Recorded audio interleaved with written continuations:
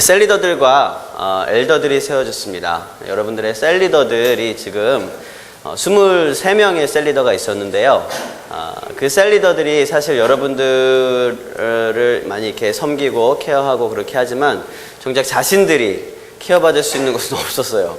그래서 여러모로 기도하면서 또 여러 가지로 고민하면서 엘더라는 직분을 새로 세우게 되었습니다. 뭐냐면 셀 리더들의 셀 리더입니다. 그렇게 생각하시면 되고요.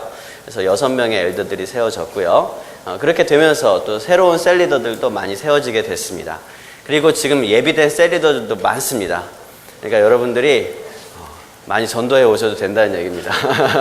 언제든지 분쇄를 할 수 있고 장소도 굉장히 많아요. 셀 장소도. 심지어 우리는 어항에서도 셀 모임을 하거든요. 어디든지 셀 모임 할 수 있습니다. 어디든지 뭐든지 어항도 많습니다. 정수기 통도 있고요. 많아요. 많이 전도해서 또 하나님의 영광을 돌리시길 바랍니다. 저는 더 이상 영어 공부를 하진 않습니다. 왜냐하면 하나님이 필요하실 때마다 또 영어 잘하는 친구들을 붙여주시더라고요. 단기 선교 나가거나 어딜 나가도 영어 때문에 불편하다는 생각은 못 들게끔 그때 또 영어 잘하는 친구들이 붙어 있더라고요. 그런데 제가 예전에 영어 공부를 할 때마다 느끼는 게 있었습니다. 참 원망스러운 일이었어요. 이 오늘 읽었던 이 바벨탑 사건만 없었어도 언어가 갈리지 않아서 그냥 한 말만 쓰면 다 쓸 수 있었을 텐데 그런 생각을 하면서 이 바벨탑 사건이 있었던 거에 대해서 참 안타깝고 아쉬웠습니다. 아마 이 바벨탑 사건이 없었으면 이 땅의 청년 취업률이 아마 더 올라가지 않았을까 그런 생각도 합니다. 우리가 너무나 잘 알고 또 많이 들었던 말씀이 바벨탑 사건을 통해서 하나님께서 오늘 저와 여러분들에게 어떤 말씀을 주시는지 또 어떤 은혜를 주시는지를 함께 묵상하도록 하겠습니다. 창세기 6장에 보시면은요, 노아 시대에 하나님께서 이 땅에다가 사람을 만들어 놓으셨다는 것을 후회하신 적이 있어요. 한탄하신 적이 있어요. 괜히 여기다 사람을 만들었구나. 한탄을 하셨단 말이죠. 천지가 창조된 지 채 6장이 넘어가기도 전, 성경책으로 6장이 넘어가기도 전에 하나님께서는 괜히 만들었다. 이렇게 하셨다는 거예요. 물론 하나님께서는 인간이 죄를 범할 수밖에 없는 존재라는 걸 알고 계셨습니다. 근데 이거 해도 너무한 거였어요. 그때 그 당시 너무나 죄악으로 가득 차 있었고 그들을 다스릴 사람도 없었고 너무나 악한 그런 시대가 되고 말았습니다. 하나님께서는 너무나 악하고 죄로 가득한 이 세상을 큰 물로 심판하시게 되었습니다. 그래서 우리가 잘 알고 있는 노아의 홍수, 노아의 방주 사건이죠. 물론 그 안에는 수많은 다른 의미들이 있고요. 또 하나님의 계획하심이 있었습니다. 하지만 일단 초기의 인류는 그렇게 전원 사망을 하게 됩니다. 딱 한 가정만 빼고 다 죽게 되었죠. 그 한 가정이 누굽니까? 노아의 가정이죠. 노아와 세 아들 셈, 함, 야벳. 그리고 노아의 아내, 셈의 아내, 함의 아내, 야벳의 아내. 이렇게 8명만 딱 남게 됩니다. 그리고 나서 하나님께서는 그 8명에게 창세기 9장에서 무지개를 띄우시면서 이렇게 약속을 하십니다. 내가 다시는 물로 인류를 심판하지 않겠다. 다시는 물이 모든 육체를 멸하는 홍수가 되지 않을 것이라는 약속이었습니다. 사람들은 이후로 비가 올 때마다 비가 개우고 나서 하늘에 무지개가 떠는 것을 봤을 것입니다. 그리고 무지개를 볼 때마다 하나님의 약속을 떠올릴 수 있었겠죠. 어떤 약속입니까? 다시는 물로 멸망치 않겠다는 약속입니다. 그런데 사람들이 그 약속을 떠올릴 때마다 동시에 똑같이 떠올릴 수 있었던 건 뭐예요? 하나님께서 예전에 물로 이 세상을 멸하게 하셨었다라는 사실이죠. 그러니까 이 무지개를 보면은요, 하나님의 심판과 하나님의 언약의 말씀과 이 두 가지가 동시에 떠오르는 사건이었습니다. 지금 우리는 무지개를 보면서 무엇을 생각합니까? 우와, 무지개가 떴다. 그냥 떴다라는 것 자체가 신기해서 너무 이렇게 오염이 많이 되고 그래서 그렇죠. 근데 그 당시에는 그냥 무지개가 너무 잘 보였을 거예요. 무지개가 보일 때마다 그들은 그렇게 생각했을 겁니다. 두 가지 사건. 물로 심판. 또 하나는 다시는 물로 심판하지 않겠다는 약속. 이 두 가지가 동시에 들어있는 것이 무지개입니다. 이 무지개는요, 언약의 증거였습니다. 그리고 이 언약의 증거가 기록된 무지개의 약속이 세워진 이 다음 창세기 10장부터 노아의 방주 이야기 이후에 노아의 자손들에 대한 이야기가 쭉 기록이 되어지고 있습니다. 노아의 후손들 누가 있었다 그랬습니까? 셈, 함, 야벳. 셈의 후손에 대해서 셈의 후손은 누구 함의 후손은 누구 야벳의 후손은 누구 이게 야벳, 함, 셈 순으로 그렇게 쭉 기록이 되어지고 있습니다. 그런데 창세기 10장 이렇게 쭉 자손들이 기록되어져 있는 재미없는 부분이죠. 누구 애들은 누구를 낳고 누구는 몇 살까지 누구를 낳고 계속 그게 반복되는 이 10장 안에서 창세기 10장 안에서 공통적으로 중간중간 반복되는 부분이 있는데 뭐냐면요. 각각 언어와 족속과 나라대로 나뉘었다라는 표현입니다. 그러니까 족보가 쭉 진행되면서 이들이 각각 언어와 족속과 나라대로 나뉘었더라. 또 그 다음에 함에 대한 자손이 쭉 나오면서 이들이 각각 언어와 족속과 나라대로 나뉘었다. 이렇게 조금씩 표현은 다르지만 계속 반복돼서 그렇게 되어지고 있습니다. 그 이전까지는 다 같이 모여서 살다가 어떤 시점에서부터인가 언어대로, 족속대로, 나라대로 나뉘어서 살게 되었다라는 것이죠. 그렇게 언어와 나라가 딱 나뉘게 되는 그런 중요한 시점에 대한 기록이 10장 다음에 11장 초반에 우리가 방금 읽은 이 바벨탑 사건, 이것을 통해서 자세하게 기록이 되어져 있는 것입니다. 노아의 후손들은요, 아까 말씀드렸죠. 셈, 함, 야벳, 그리고 그들의 아내들을 포함해서 총 8명이었는데요. 그 중에서 셈의 자손 중에서 셈의 손자의 손자. 몇 대 손? 4대 손. 셈의 손자의 손자가 이 벨렉이라는 사람이 있었습니다. 창세기 10장 25절에 보면 이 벨렉이라는 이름 뜻이 나오는데요. 그 뜻이 뭐라고요? 세상이 나뉘어졌기 때문에 그 사람의 이름을 벨렉으로 지었다는 거예요. 많은 학자들은 이것을 가지고 그래, 분명히 이거는 바벨탑 사건이 이 시기에 있었을 것이다 라고 이야기를 합니다.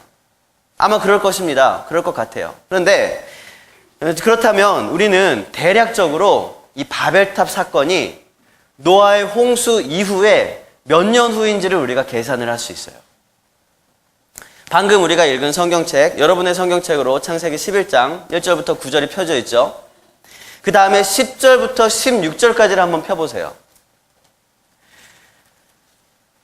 그리고 이때 벨렉이 태어난 해가 홍수 몇 년 후인지 구하시오. 빨리 구하세요. 계산해 보세요. 10절부터 16절까지를 보시면 홍수 후에 몇 년 후에 세상이 나뉘었는지 계산할 수 있습니다. 빨리 계산해서 딱 정답을 말하는 사람에게 제가 선물을 드리도록 하겠습니다. 100, 땡. 99, 땡. 땡. 100. 101. 사도. 오, 정답입니다. 사도 선물. 선물은 일어나세요. 뜨거운 박수와 갈채. 알잖아요, 우리 선물. 뜨거운 박수와 갈채. 네, 그렇습니다. 홍수가 일어난 지, 여러분 다시 집에 가서 잘 계산해 보세요. 101년 맞아요. 홍수가 일어난 지 101년 만에 벨렉이라는 아이가 태어나게 되었습니다. 그런데 이 아이의 이름을 벨렉이라고 짓기 위해서는 홍수가 이 벨렉이 태어나기 전이겠어요, 후겠어요? 전이겠죠. 벨렉이 태어나기 전에 이 사건이 있었기 때문에, 홍수가 아니라 뭐예요? 바벨탑이 있었기 때문에 사람들이 세상이 나뉘었구나. 그 다음에 딱 태어난 아이의 이름을 나뉘었다라는 뜻의 벨렉이라고 지었을 거예요. 그러니까 대략적으로 우리가 보는 건 홍수 이후에 100년 그 후에 바벨탑 사건이 있었을 것이다 라고 우리는 추측을 할 수 있습니다. 여러분 100년이면 노아의 홍수, 노아가 이제 방주를 지었었잖아요. 그리고 홍수를 경험했습니다. 100년이면 노아가 살아있었을까요? 죽었을까요? 살아있었어요. 지금 여러분이 성경 읽고 있는 거 한 장 앞으로 넘어가면 9장 28절에 나오고 있습니다. 노아가 홍수 이후에 몇 년을 더 살았습니까? 350년. 그러면 홍수 이후에 100년 후에 바벨탑 사건이 있었고 바벨탑 사건 이후에 노아가 250년을 더 살았다는 거예요. 굉장히 오래 살았죠? 근데 날씨가 좋아서 그랬던 것 같아요. 굉장히 오래 삽니다.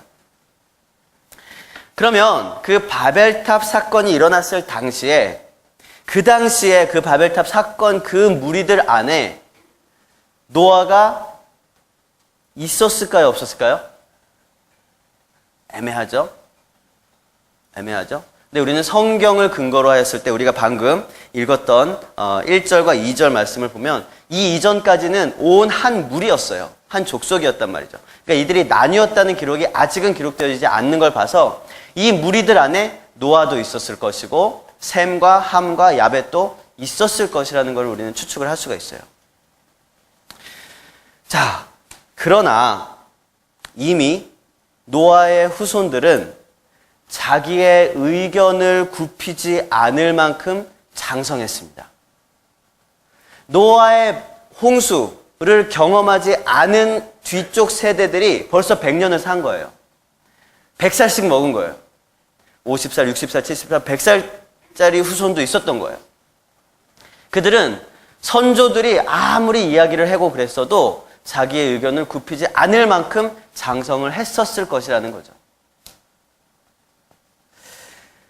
여러분, 노아와 그의 세 아들들, 노아, 셈, 함, 야벳은 자손들에게 이 하늘에 떠있는 무지개를 보면서 하나님의 심판과 하나님의 언약에 대해서 끊임없이 가르쳤을까요? 안 가르쳤을까요? 가르쳤겠죠. 당연히 가르쳤겠죠. 우리 조상들이, 너희 윗세대들이 너무너무 악해서 하나님께서 물로 심판을 하셨다. 그리고 다시는 물로 심판하시지 않으시겠다는 약속으로 무지개를 띄우셨다. 이거를 끊임없이 가르쳤을 겁니다. 당연히, 왜냐하면 우리 할아버지들 중에서 이제 치열한 전쟁에 참여하셨던 분들도 손주들을 만나면 볼 때마다 매일같이 똑같은 이야기들을 하시잖아요. 그런 것처럼 마치 끊임없이 자손들에게 이야기할 것은 그것밖에 없었을지 몰라요. 어쩌면 굉장히 중요하고 너무나 중요한 그런 하나님의 메시지였기 때문이죠.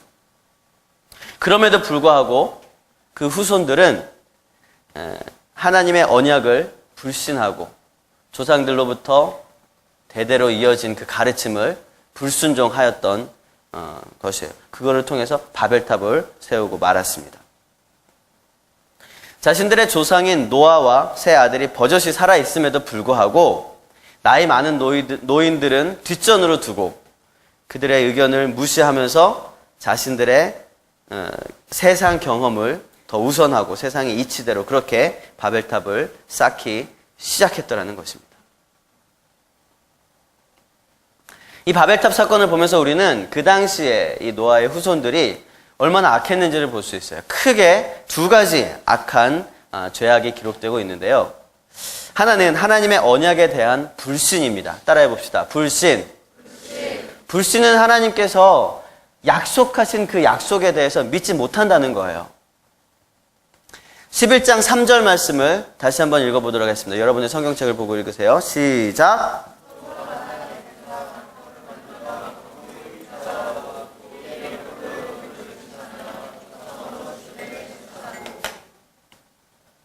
자, 돌을 대신하여 뭘로요? 돌을 대신하여 벽돌, 진흙을 대신하여 역청.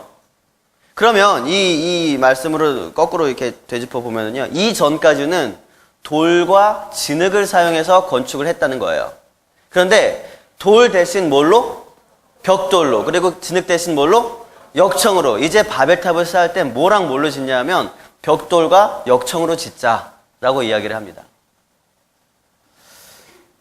여러분, 이 돌이라는 것은요, 돌로 건물을 만들려면 요만한 돌 되겠습니까? 안 되죠. 최소한 머리통만한 돌 이상은 되어야지만 이걸 이제 쌓아 올려서 건물을 만들 수가 있을 거예요. 그러면 그 커다란 돌을 실어다 날르고 쌓고 또 실어다 날르고 쌓고, 이것이 쉽겠습니까? 어렵겠습니까? 어려울 거란 말이죠. 그리고 더 중요한 거는 돌을 많이 갖다 쌓았어요. 그럼 근처에 있는 돌이 또 남아나요? 안 남아나요? 안 남아나죠. 그럼 더 멀리서 또 돌 갖고 와야 되죠. 더 멀리서 갖고 와야 되죠. 이 사람들은 바벨탑을 어디까지 쌓으려고 그랬어요? 하늘에 닿을 때까지. 그럼 얼마나 크게 쌓아야 돼요? 굉장히 크게. 그렇게 하기 위해선 돌이 무한정으로 들어가야 되는데 그 돌을 감당할 수가 없는 거예요. 그래서 어떻게 하기로 했냐? 벽돌을 찍어내기로 했습니다. 벽돌은 흙과 이런 지푸라기와 몇 가지만 있으면 끊임없이 계속 땅을 파서도 만들 수 있는 것이 벽돌이었어요. 끊임없이 벽돌을 만들어서, 왜냐하면 굉장히 크고 높이 쌓을 거니까. 돌로는 이게 안 되니까. 그래서 벽돌을 쌓기로 하였습니다. 그리고 돌과 돌 사이를 채워 넣었던 진흙을 대신해서 역청을 사용하기로 했습니다. 이 역청이라는 것은요, 이 신할평지, 여기가 신할평지잖아요. 2절 말씀에 보니까 이 지역이 신할평지라는 곳인데 여기가 역청이 많은 곳이긴 했습니다.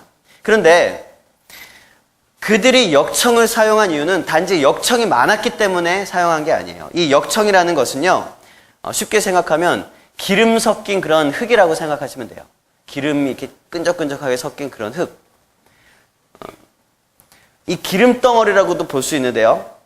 요 직전에 100년 전에 하나님께서 노아에게 방주를 만들라고 하셨을 때 그 방주에다가 역청을 바르라고 말씀을 하십니다. 방주에다가 역청을 바르고 나니까 이 방주가 몇 날, 며칠, 몇 개월이 지나도록 배가 물에 가라앉지 않았던 것을 이 사람들은 학습하게 되었던 거예요. 그래서 이 이후로도 이들은 배에다가 역청을 바르는 그런 지혜를 가지고 있었습니다. 그러면 이 역청이라는 재료가 어디다 쓰는 재료라는 거예요? 방수제라는 거예요. 방수제. 그러니까 벽돌과 역청을 발랐다는 것은 방수제를 사용한 건물을 크게 만들었다는 것입니다. 여러분, 이 시대의 사람들이 왜 방수제를 바른 건물을 쌓아 올렸을까 하는 것입니다. 왜 그랬을까요? 그들에게는 두려움이 있었기 때문이에요. 어떤 두려움? 하나님이 물로 세상을 심판하셨었다는 가르침에 대한 두려움. 배울 때마다 노아와 세 자녀들이 가르쳐 줄 때마다, 이야기할 때마다 그들은 두려워했습니다. 모든 사람이 다 물에 잠겨 죽었다고? 그러면 우린 거기에 대비하자. 우린 살아남자. 하나님이 또 물로 치신다 하더라도 우리는 죽지 말고 그 안에서도 물을 막을 수 있는 건물을 짓자. 그래서 방수제를 사용한 건축물을 짓기 시작한 겁니다. 그게 바벨탑이에요. 그러나 그것은 하나님의 심판만 듣고 하나님의 언약의 말씀을 신뢰하지 않았던 그들의 마음가짐이라고 우리는 볼 수 있죠. 왜요? 하나님은 무지개를 띄우면서 뭐라고 약속하셨습니까? 내가 다시는 물로 인류를 멸망시키지 않겠다 그랬어요. 않겠다 그랬어요. 근데 또 물로 멸망시키실까봐 방수제를 섞은 건물을 올린 거예요. 하나님의 언약의 말씀을 불신하는 것입니다.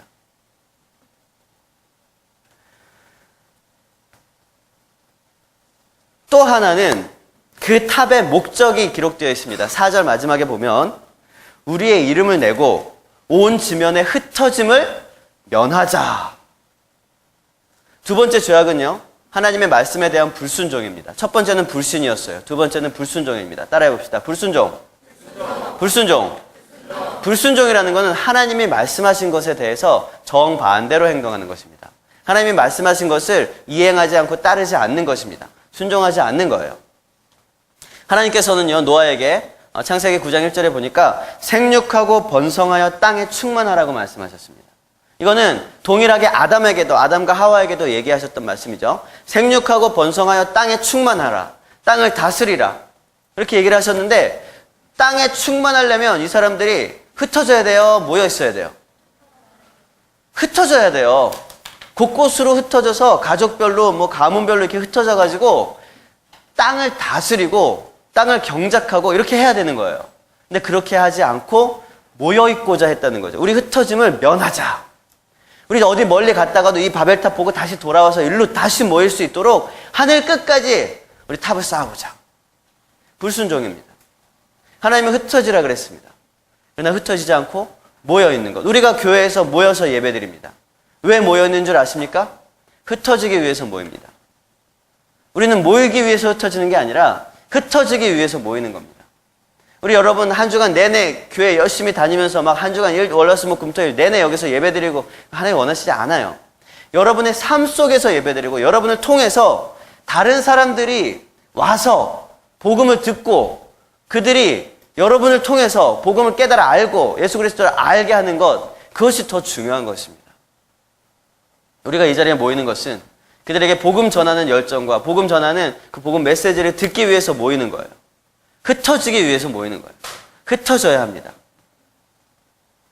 하나님의 말씀에 대한 불신과 불순종은요, 결국 이 바벨탑을 쌓게 만들었습니다. 여러분, 만약에 이 바벨탑이 완성되었으면 어떻게 됐을까요? 이 바벨탑이 완성되었었더라면 어떻게 되었을까요? 하늘 끝에 이 탑이 닿았을까요? 닿지는 못했겠죠. 끊임없이 쌓아 올리다가 어쨌든 간에 쌓아 올린 굉장히 높이는 쌓아 올렸겠지만 딱 우와 다 됐다. 하늘 끝에 닿진 않았지만 그래도 다 완성했다. 우리는 이제 아무리 홍수가 치고 어떻게 해도 이 안에서 우리는 살아남을 수 있다. 어디로 떠나든지 이 탑을 보면서 다시 모여들 수 있다. 이렇게 얘기를 할 수 있었겠죠. 그러나 하나님과는 더 멀어지고 나의 능력과 나의 지혜와 나의 노력을 더 의지하게 되겠죠.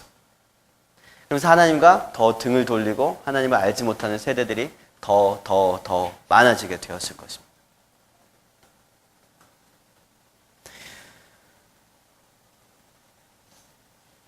여러분, 그러고 나면 결국 하나님께서는 또다시 더 멀어지는 그 백성들을 보면서 더 큰 징계와 더 큰 처벌로 인해서 더 마음 아픈 일들이 일어났을 수 있을 것입니다.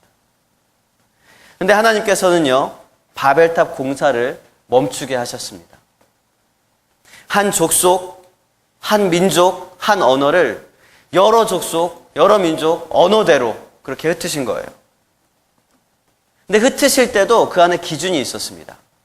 우리가 11장 말고 아까 방금 읽었던 그 전에 읽었던 10장 말씀을 쭉 보면은요, 흩어지고 나서 딱 같은 말끼리 쓰는 사람들 모여서 보니까 같은 가문이었고 같은 족속이었고 같은 나라, 같은 후손들이었다라는 거죠.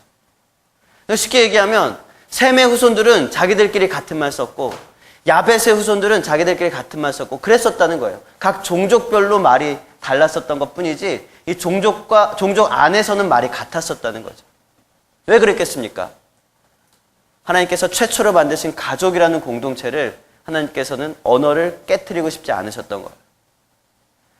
하나님께서는 그래서 가문별로, 종족별로, 언어별로 그렇게 나누어지게 하셨습니다.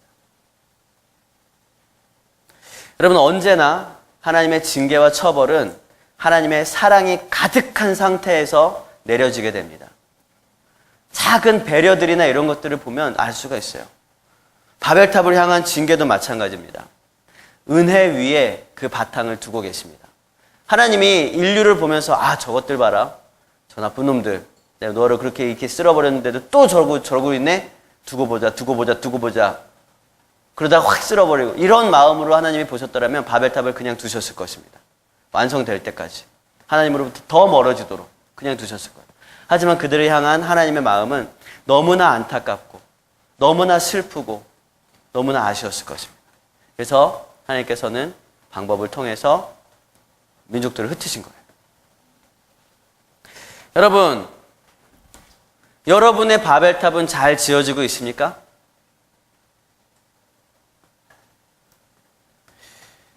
여러분의 바벨탑은 지금 어느 정도 완성되어 가고 있습니까?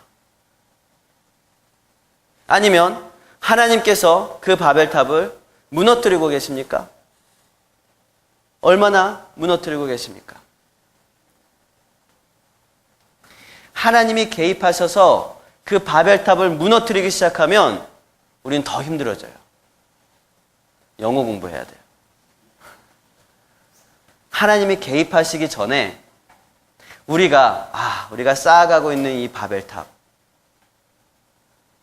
우리의 욕심과 하나님을 향한 불신과 하나님의 말씀에 대한 불순종으로부터 쌓아 올리고 있는 그 바벨탑, 멈추고 우리 손으로 무너뜨려야 하는 것입니다. 여러분, 여러분의 바벨탑을 무너뜨리시는 것도 하나님의 은혜임을 고백하십니까?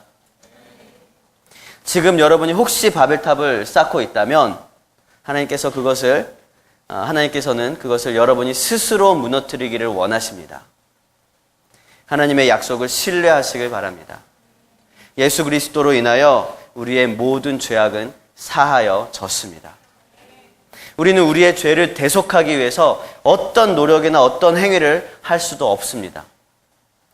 그래서 은혜고 그래서 선물입니다. 우리는 우리의 죄에 대한 대가를 지기 위해서 선행을 하거나 하나님의 말씀에 순종하거나 아니면 우리의 죄에 대한 대가를 지기 위해서 종교 생활하거나 그런 게 절대 아닙니다. 하나님은 이미 모든 죄가 예수 그리스도 안에서 해결되었다고 말씀하셨습니다. 예수 그리스도를 통하여 주님께 나아가면 하나님의 나라가 저와 여러분들 안에 임하신다고 약속하셨습니다. 그리고 우리가 죽어서 하나님의 나라에 갈 수 있다는 그 약속을 우리에게 주셨습니다.